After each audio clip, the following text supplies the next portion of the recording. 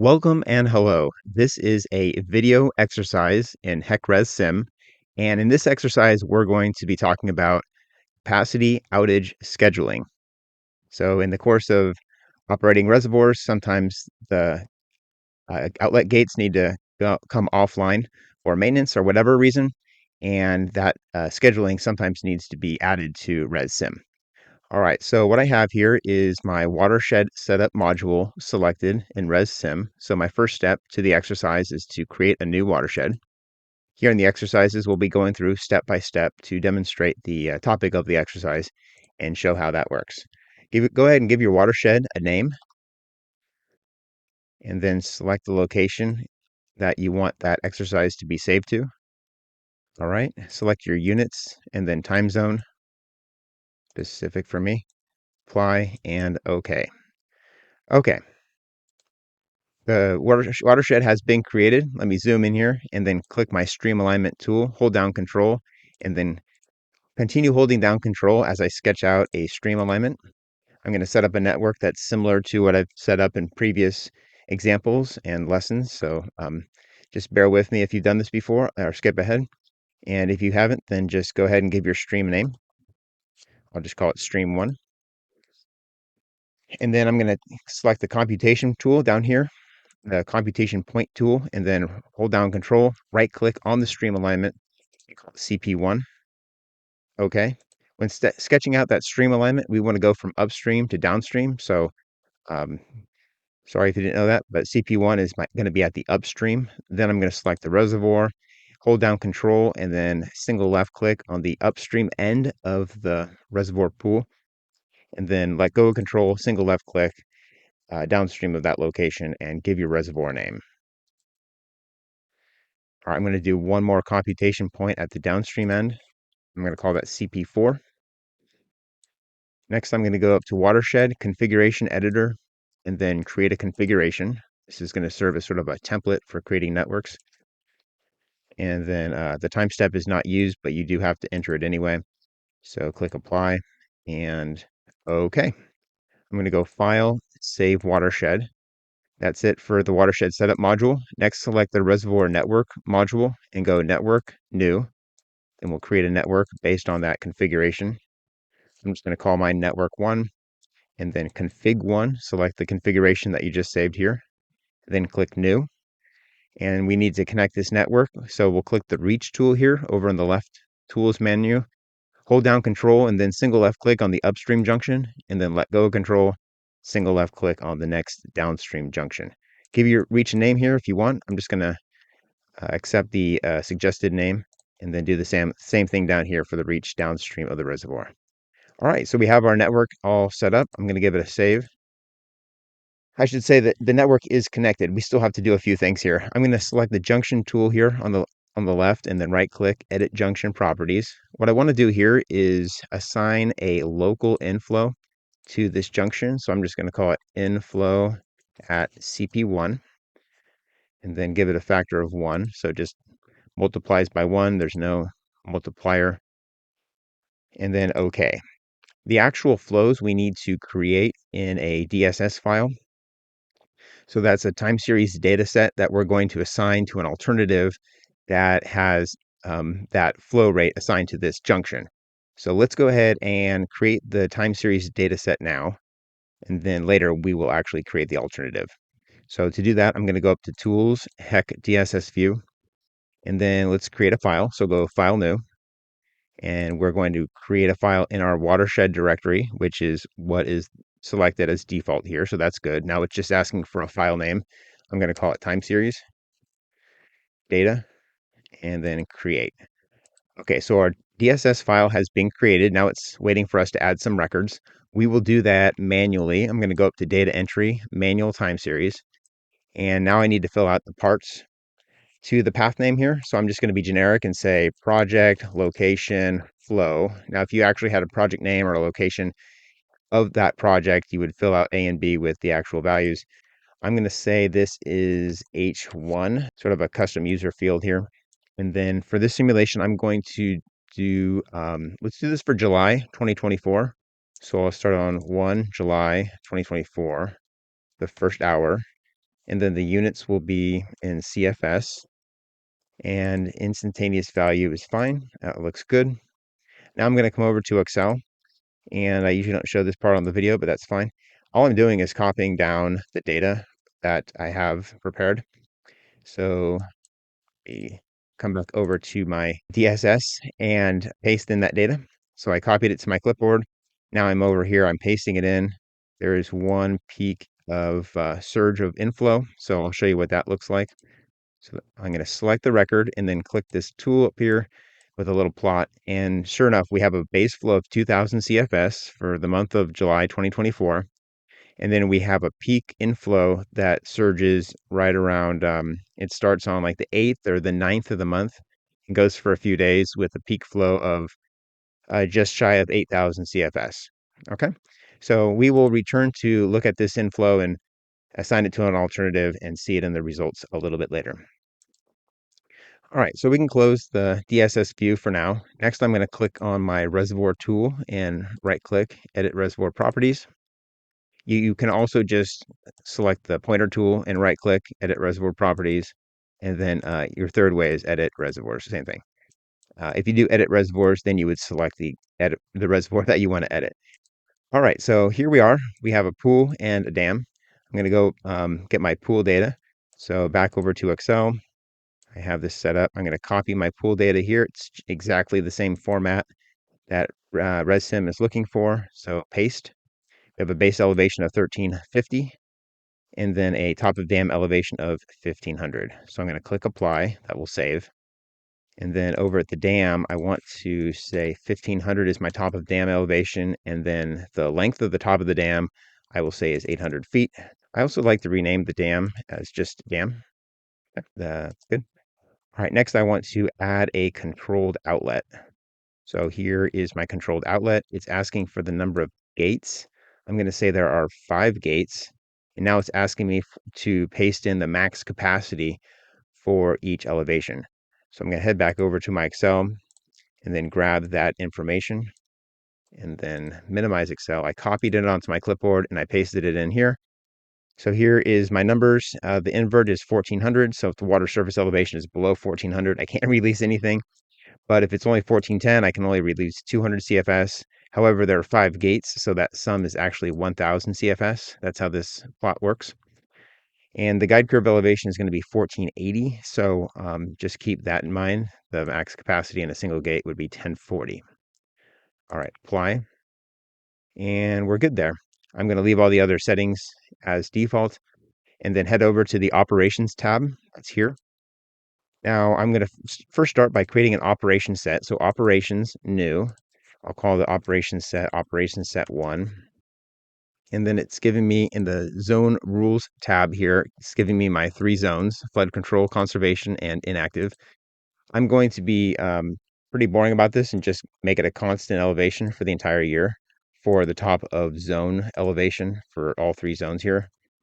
The top of the conservation zone is 1480, and that will serve as my guide curve zone. So that's will be the look back elevation that I start the simulation at. Okay. So I can double click, confirm that my zones are what I want them to be, and then close that. All right, I'm not going to add any rules in this exercise because there's enough to think about with regard to the capacity outage scheduling. So let's do that now. The next thing to do is go operations and then use outage schedule.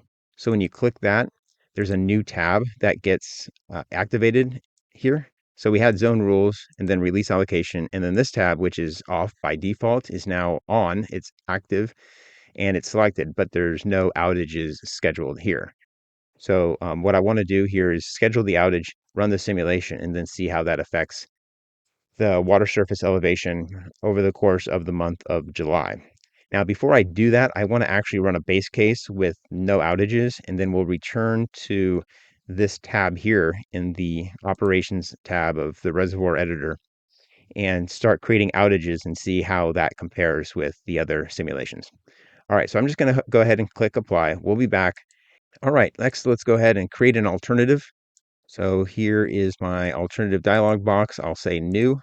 This will be my only alternative. So I'm going to say base case with 0 outages. Okay. So the time step, I'll use 1 hour. The operation set will be the operation set that we created.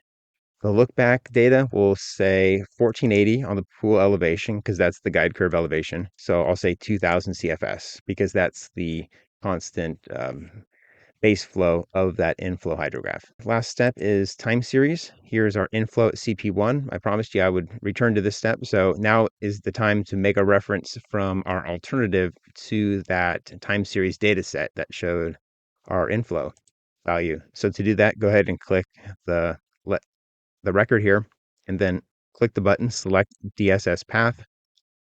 Now let's navigate to that file. Here it is, open. And now here's the record. So when I select the record and click set path name, it populates over here. And then I need to make sure to save that alternative so it remembers everything. All right, we are good with the network. I'm going to save. Don't need to make any more edits. Save the watershed. And then let's go to the simulation module. Simulation new. I'll just call this simulation 1.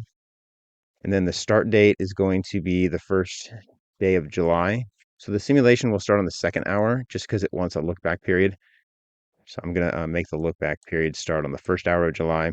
And then here we have the last hour of the simulation, which will be the 31st of July. All right. And base case. All right. Okay.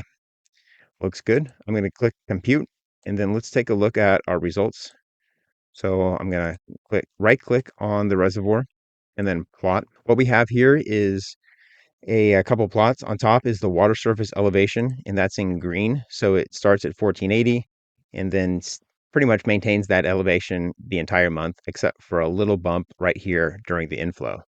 On the bottom, we have the flow versus time. So here is the inflow for the month, and then the releases are shown here. So the release can equal the inflow up to about 5,200 CFS, and then it can't keep up. We have a little bit of surplus volume in the reservoir until the guide curve is reestablished, and then those releases equal the inflows again. What I want to do here is schedule a few gate outages in that controlled outlet. So the controlled outlet has 5 gates, and I want to schedule an outage for this first week of July where there's no inflow surge. It's just a constant 2000 CFS.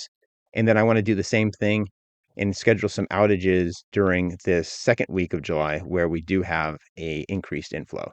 And then let's go ahead and take a look at the results and see how that affects our water surface elevation in the reservoir. All right, so first things first, let's go ahead and right click, add a trial. So new trial. I'm going to label this first one 80% capacity, which means one of the 5 gates will be offline. And then I'm going to say this is for the no surge scenario. So this will be for the first week. I guess I could also just call it first week, but saying no surge I think is a little bit easier to remember. All right, so what I'm going to do here is go right click, edit run, and then reservoirs. And then I'm going to click on the operations tab and then this outages sub tab, and then click add. Now I'm going to select the controlled outlet because that's the only outlet we have in the dam. And then over here, I'm going to select July 1st as the start day, and then the first hour. And then let's see, the end will be July 5. Okay. And that will be the 24th hour. The capacity factor I said was 80% because only one of the 5 gates will be offline. So I'll go 0.8 there. No need to schedule a repeat or add notes. So I'll click OK and then OK and then OK, and then we'll run it. And as you can tell, there's no difference here because the water surface elevation continues to maintain 1480 for that first week. We have plenty of release capacity in the other 4 gates so that we don't need one of the gates to handle this situation. Okay, I'm going to go ahead and just peek at our reservoir stats one more time. So reservoir, and then physical, and then the dam. So at 1480, we have a capacity of 1040, which means even if one of our outlets is offline, it could still release 4 times 1040, which would be 4,160. It wouldn't be until 4 of the gates are offline, so 20%, because 2 of the gates could still release as much as 2080 CFS. So we wouldn't actually see any change in the water surface elevation until we took 4 of the gates offline in this no surge scenario, where it's a constant inflow of 2000 CFS. So let's go ahead and do that, because I can promise you taking 2 and 3 gates offline and still having 2 in service, we'll see the same results as having as we just did. All right, so let's close that up. I'm gonna close that. I'm actually gonna make a copy of this trial. So we'll make a new trial here, but I'm gonna say only 20%. This is sort of an extreme case, but there are situations that may call for this sort of thing. So I'll say 20% capacity at the no surge scenario. Okay. Now what I have to do is go edit run, and then reservoirs, operations, tab, outages sub-tab. I'm going to select our outage and then click edit. And I'm going to just change it from 0.8 to 0.2. All right. Okay. That's all we have to do because the date and everything was already set up and good. I'll click OK, and then we'll compute. I'm going to unselect those cases and then right click plot. Here we go. So we have some data here. The maximum release we can see in this lower plot is only, it starts on the 1st and it goes for 5 days. And the maximum it can release is just over 1000 CFS, 1048 right here, 1068. As the water surface rises, there's a little bit more hydraulic head, so a little bit more release. Looks like the peak elevation in the reservoir is 1489, so we could just say about 1490. It still has about 10 foot of freeboard, but it rose 10 feet, which is rather significant. There's also what happened in the second week with all gates online. All right, let's go ahead and create some gate outages during our surge week, which will be the second week of July based on our inflow schedule. So let's do the 80% first because we already have that here. I'm going to create a new trial, and then I'm going to say 80% during the surge. Okay. Okay. Right click, edit. Then I'm going to go reservoirs, operations tab, outages sub tab, then select that record, edit. Now we'll keep the 0.8 as it is, but now I want to change the date. And it looks like it wants me to say the last hour of the previous day. So that's fine. I'm going to go back to July 2024. The second week is 8th through the 12th. So I'm going to actually say 7th at the 2400 hours because I think that's how it wants it. Okay. And then over here, I'm going to just say the 12th. Okay. Everything else the same. Good. Okay. And okay. Let's go ahead and compute. All right. Let's take a look at those results. It looks not too much different from the base case, actually, because 4000 CFS is what it's releasing here instead of 5000 CFS. So that water surface elevation, actually, let me bring up the base case and we can plot it. Yeah, so there is a little bit of a difference, but not huge. So the base case is in green, and here's the water surface elevation in green. And then when we took one of those 5 gates offline, that would be represented by the water surface elevation in red and the release in red here. That's what's happening. It looks like it handled the flows just fine though. So let's take another gate offline under the same surge week and make it 60% capacity instead. New trial. Then let's call this one 60% surge. Okay. Okay. I'm supposed to have saved something. And then let's right click, edit run, then reservoirs, operations tab, and then the outages sub tab. Select that outage, edit, and all we have to change is 0.8 to 0.6. Okay. Okay. And okay. A little bit redundant here, but thanks for sticking with me. Right click and the plot. So this is cool. What we have is a slightly higher water surface elevation. It looks like it's approaching 1490. It's at 1488 there. On the bottom, it looks like all it can release is about 3000, maybe 3200 CFS. Yeah, just over 3200 until the outage is done, in which case all 5 gates come back online and it releases the max capacity through 5 gates based on that water surface elevation until the guide curve elevation has been reestablished. So that's neat. I'm going to go ahead and just do the last two, and then we'll go ahead and look at all the results together. So I'm going to go new trial. This will be the 40%, representing 3 of the 5 gates of the controlled outlet structure offline. So only 2 of the 5 are operational. Surge, okay. Edit, reservoirs, and operations tab. Outages, select, edit, 0.4. Okay, okay, okay, compute. There it is. So the water surface elevation is still staying pretty low. It's it's above 1490, so it's above the 60%.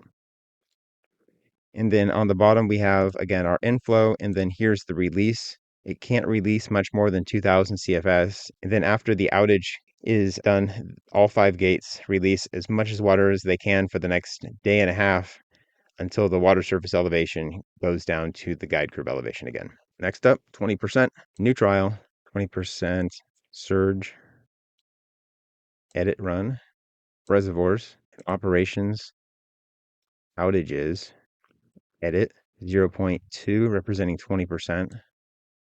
Okay. And okay, compute. All right, and plot. Okay, very cool. So the water surface elevation is dangerously close to the top of the dam here. Let's see what we get. Wow, yeah. So I've zoomed in a couple times, and it looks like we are about half a foot from the 1500 top of dam elevation. That's really cutting it close. And then if I zoom out a little bit, here is the release. So with only one gate available, it can only release about 1000 CFS for this 5-day period here. And then once 5 gates are all available, it takes more than 3 days of releasing at full capacity to bring that water surface elevation in the reservoir pool down to 1480. All right, so let's go ahead and take a look at these 4. So I'm going to right click, plot, and then here is the plot. Let me zoom in here, which is a little bit more interesting. What I'm showing here in green is the 80% capacity where we take 1 gate offline. And now here in red is 60% capacity where we take 2 of the 5 gates offline. And now in blue, I've shown the water surface elevation and release for the 40% capacity where we take 3 of the 5 gates offline. And now in yellow, I'm showing 20% capacity where 4 of the 5 gates are offline. So this tool in ResSim helps modelers and managers and the operations staff understand when is the best time to schedule these outages, ideally when you need to release the least amount of water. But sometimes you don't always get the best situations and scenarios. So modeling tools like ResSim and particularly this capacity outage scheduling feature allow us to run these sorts of simulations and make decisions based on those results.